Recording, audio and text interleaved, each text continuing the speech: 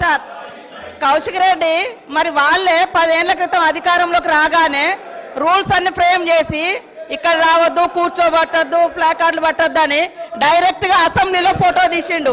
మరి ఇది వర్తించదా మీకు? అదే విధంగా ముఖ్యమంత్రి గారు వాళ్ళ పేర్లు తీయలే, వెనుక అన్నారు. బయట కావచ్చు, లోపల కావచ్చు, సభలో అని కూడా అనలే, వెనుక అన్నాడు. దాన్ని పట్టుకొని వాళ్ళు ఇవాళ చేస్తారు.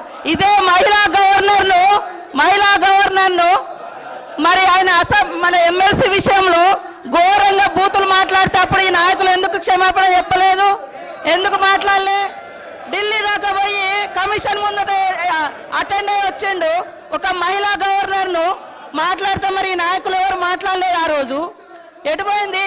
నన్ను కూడా మొన్న పట్టుకొని సమాచారం లోపం అనలేదు, నాలెడ్జ్ లే అన్నారు, క్షమాపణ చెప్పిండు. అధ్యక్ష, వాళ్ళకొక తీరు మాకొక తీరా అంటే ఏంటిది? ఇది వాళ్ళు ఇష్టం వచ్చినట్టు చేయవచ్చు. ఒక్క రోజన్నా గేట్లకి దాటి రానిచ్చిరా మమ్మల్ని? చప్పట్లు కొట్టున్నారు, రోడ్ల మీద ఆట ఆడుతున్నారు. ఈ అసెంబ్లీ ఇష్టం ఉన్నట్టు చేస్తారు. వీళ్ళ దురహంకారం చూసే ప్రజలు ఇళ్ళ కూర్చోబెట్టారు, అయినా బుద్ధి రాలే. Discussion is over. Reply by the Deputy CM.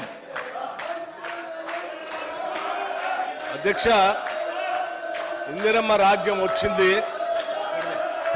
ప్రజాప్రభుత్వం ఏర్పడింది. ప్రజాపాలనలో అన్ని వర్గాల ప్రజలకు ఉపయోగపడే విధమైనటువంటి 2,91,159 కోట్లతో ప్రవేశపెట్టినటువంటి బడ్జెట్ పైన ప్రజలంతా హర్షాతిరేకాలు వ్యక్తపరుస్తూ ఉంటే చూసి తట్టుకోలేక 10 సంవత్సరాలు